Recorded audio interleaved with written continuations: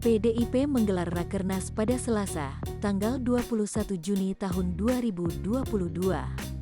Dalam acara tersebut ada satu hal yang menarik perhatian. Megawati Soekarnoputri dibuat tersipu malu oleh Presiden Joko Widodo, Jokowi. Pasalnya Jokowi memuji Megawati cantik.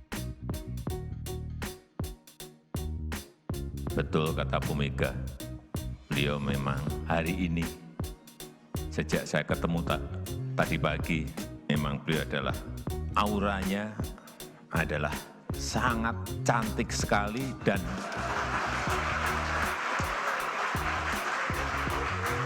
sangat karismatis.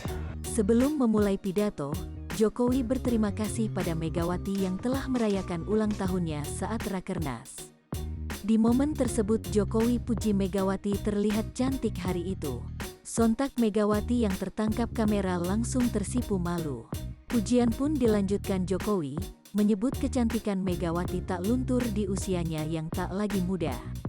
Jokowi hadiri Rakernas PDIP, di mana partai berlogo banteng tersebut ungkapkan beberapa pandangan terkait wacana koalisi jelang pemilu 2024. Di acara tersebut, Megawati menyebut bahwa calon presiden dari PDIP untuk 2024 adalah hak prerogatifnya. Namun hingga saat ini PDIP belum sampaikan sikap terkait hal tersebut, termasuk menunjuk capres dari PDIP.